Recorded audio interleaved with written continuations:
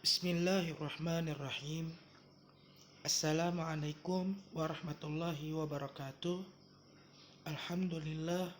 Salatu wassalam ala rasulillah Sayyidina Muhammad ibn Abdillah wa ala alihi wa sahbihi wa man tabi'ahu wa mawalah wa la hawla wa la quwata illa billah.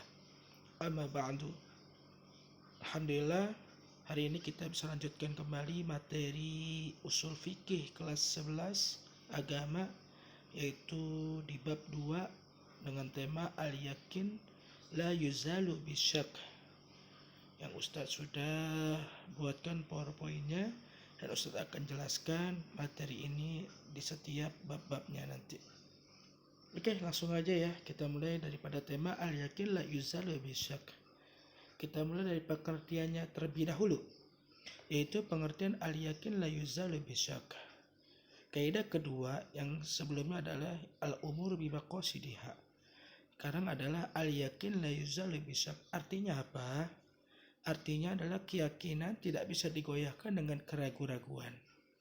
Kaidah kedua ini memberikan pemahaman kepada umat Islam dengan membangun kerangka berpikir pentingnya menerapkan dispensasi atau kemudahan kepada siapapun yang kadangkala terjadi baik dalam wilayah ibadah maupun interaksi sosial muamalah, tujuannya untuk meminimalisir kesulitan.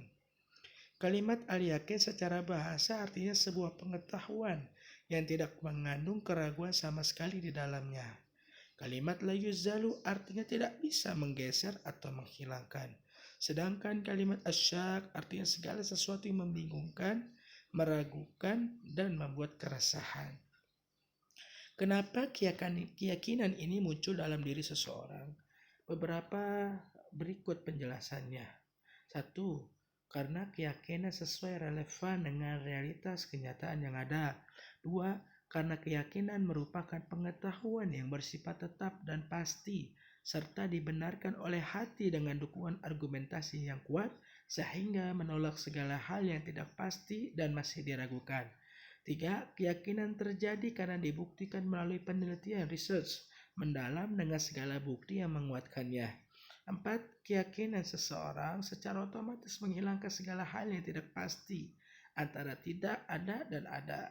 Contoh ketika ulama sekaligus ilmuwan meyakini seyakin-yakinnya atas kewujudan Allah Subhanahu wa taala, kebesaran Allah Subhanahu wa taala, kebijaksanaan Allah Subhanahu wa taala dengan didukung ilmu pengetahuan yang luas dan mendalam.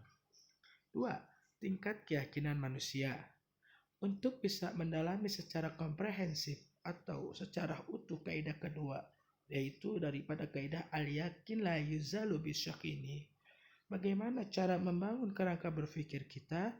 Jawabannya dengan memahami tingkatan keyakinan manusia tersebut, yaitu di sini ada 3 macam. Yang pertama, ilmu yakin. Apa itu ilmu yakin? Artinya mengetahui dengan pasti berdasarkan bangunan ilmu pengetahuan sains dan teknologi. 2. Ainul yakin. Apa itu artinya? Mengetahui dengan pasti setelah melihat langsung bertambah keyakinannya. 3. Hakul yakin. Artinya mengetahui dengan pasti setelah merasakan atau menyentuhnya langsung sehingga semakin bertambah keyakinannya. Inilah tingkat keyakinan daripada tingkat keyakinan manusia. 3. Dasar hukum al-yakin la yuzalu bisyak. Kaidah keyakinan tidak akan bisa digeser oleh keraguan. Dasar hukumnya Al-Quran dan hadis, yaitu firman Allah Subhanahu wa taala dalam Quran surah Al-Baqarah ayat 29, yang artinya dialah zat yang menciptakan segala sesuatu yang ada di bumi untuk kalian. Nah, ini harus kita yakini bahwa segala sesuatu yang Allah ciptakan baik di langit dan di bumi ini adalah itu Allah yang menciptakan. Ya, harus yakin itu karena Allah yang menciptakan itu semua, bukan siapa-siapa. Tuhan yang Maha Esa, Allah Subhanahu wa taala.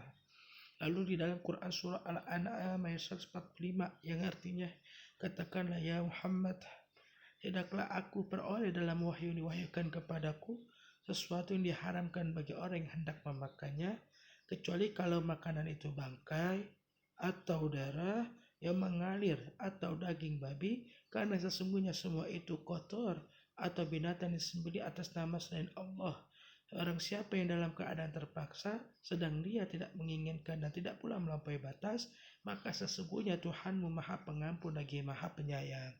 Ini adalah dalil tentang bagaimana kita memakan daripada atau meminum daripada makanan dan minuman yang halal. Ya, kecuali memang terpaksa, dipaksa, kalau kagak makan ini atau karena nggak minum ini, udah nggak ada makanan lagi, udah gak ada minuman lagi, maka boleh, tidak melampaui batas. Maka sesungguhnya Tuhanmu Maha Pengampun lagi Maha Penyayang. Yang ketiga daripada Quran surah Al-A'raf ayat 32, yang artinya katakanlah, siapa yang mengharamkan perhiasan dari Allah yang telah dikeluarkannya untuk hamba-hambanya, dan siapa pula yang mengharamkan rezeki yang baik, katakanlah, semua itu disediakan bagi orang-orang yang beriman dalam kehidupan dunia, khusus untuk mereka saja di hari kiamat. Demikianlah kami menjelaskan ayat-ayat itu bagi orang-orang yang mengetahui. Lalu dari sebuah hadis yang diriwayatkan oleh Imam Muslim dari Abu Hurairah radhiyallahu anhu, yang arti dari hadis tersebut adalah, jika terjadi salah satu dari kalian masalah di perutnya, kemudian ragu-ragu apakah mengeluarkan sesuatu, baik itu kentut maupun buang angin ataupun tidak, maka janganlah keluar dari masjid dengan membatalkan sholat dan berwudu, kecuali telinganya benar-benar mendengar suara kentutnya atau hidungnya mencium aromanya. Ini hadis menerangkan tentang bab ragu-ragu di dalam sholat. Ya, jadi kalau kita ragu-ragu nih, gue kentut apa enggak nih, ya kan, kita kentut apa enggak nih, saya kentut atau enggak nih ketika lagi sholat. Nah, kita untuk menghilangkan keraguan-raguan itu bagaimana? Ya, jangan langsung batalin aja dah, wudhu dah, sholat ulang lagi gitu. Jangan, kita dengerin dulu apa ada suaranya, tadi kita yakinin itu di dalam hati, ataukah ada aroma yang kita bisa cium dari bau tersebut. Kalau emang ada tercium ataupun timbul suara, boleh kita berwudhu lagi dan kita ulang lagi sholat kita. Lalu di dalam riwayat hadis Imam Muslim dari Abu Sa'id Al-Khudri radhiyallahu anhu, yang artinya, jika terjadi salah satu dari kalian keraguan ketika menunaikan sholat tentang berapa jumlah bilangan rakaat sholatnya, 3 atau 4, maka buanglah keraguan itu dengan melakukan apa yang kau yakini. Kemudian sebelum salam sujudlah sahwi, sujud karena lupa 2 kali. Jika ternyata melakukan sampai 5 rakaat dalam sholatnya, maka sujudnya menggenapkan sholatnya. Jika ternyata melakukan 4 rakaat, maka sujudnya itu sebagai penghinaan bagi setan. Ya, ini adalah menerangkan bagaimana kalau kita ragu-ragu dalam sholat. Kita lagi ini rakaat 3 apa 4, rakaat 3 apa 4. Ketika ragu-ragu semacam itu, maka kita ambillah yang paling sedikit, yaitu daripada rakaat yang ketiga. Setelah itu kita baru sujud sahwi. Ya. Contoh aplikasi dalam kehidupan. Dari ayat dan hadis di atas dapat dipahami sebagai contoh aplikasi dalam kehidupan manusia bahwa 1. Keyakinan, iman, bangunan pola pikir atau mindset seseorang yang berdasarkan ilmu atas kewujudan Allah Subhanahu wa taala, kebesaran Allah Subhanahu wa taala, dan kebijaksanaan Allah Subhanahu wa taala. 2. Keyakinan seseorang tentang hukum asal segala sesuatu, termasuk di dalamnya makanan, minuman, dan selainnya itu hukumnya halal, kecuali yang sudah jelas-jelas diharamkan dalam Al-Quran dan hadis. 3. Ketika seseorang melaksanakan sholat dalam keadaan yakin suci karena sebelumnya dia telah berwudu, namun di tengah sholatnya dia ragu antara batal atau tidak karena merasakan ada kentut tetapi tidak yakin. 4. Ketika seseorang melaksanakan sholat di tengah-tengah muncul keraguan apakah bilangan rakaatnya baru 3 atau sudah 4, maka dia harus menetapkan bilangan yang rendah, yaitu 3 rakaat, karena itulah yang diyakini. Al-yakin la yuzalu bisyak gitu. 5. Ketika seseorang baru saja mengambil air wudhu di tempat wudhu masjid, kemudian muncul keraguan dalam hatinya, wudhunya sudah batal atau belum, maka hukum wudhunya tidak bisa digeserkan oleh keraguan yang muncul kemudian, yaitu dia masih memiliki wudhu.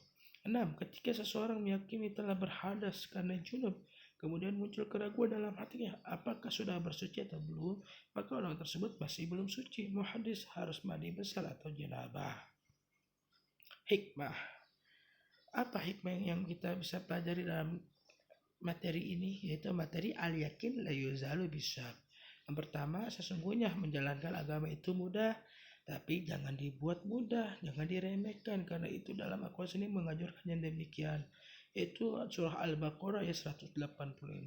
Allah menghendaki kemudahan bagimu dan tidak menghendaki sukaran bagimu. Lalu dalam surah Quran surah An-Nisa ayat 28, Allah hendak memberikan keringanan kepadamu dan manusia dijadikan bersifat lemah. Lalu Quran surah Al-Maidah ayat 6, Allah tidak hendak menyulitkan kamu. Yang kedua, daripada kaidah al-yakin lazal bisyak ini membangun kerangka berpikir manusia yang berkomprehensif, yang utuh sumber, yang logika yang masuk akal, yang makul, seimbang atau harmonis, moderation, wasatiyah, dan yang fleksibel, yang lentur, mutaharrikah, visioner, futuristik, yang analis, kritis di masa yang akan datang. 3. Keyakinan menjadi tendensi dasar dalam segala hal baik ibadah maupun muamalah untuk mencapai prinsip umum dalam fikih, keadilan, justice, al-adalah, persamaan, equal, al-musawwah, dialogis, as-su'ara, analisis kritis, kebebasan, al-hurriyah, freedom, dan mewujudkan kemaslahatan manusia, maslahah public interest, baik di dunia sampai akhirat.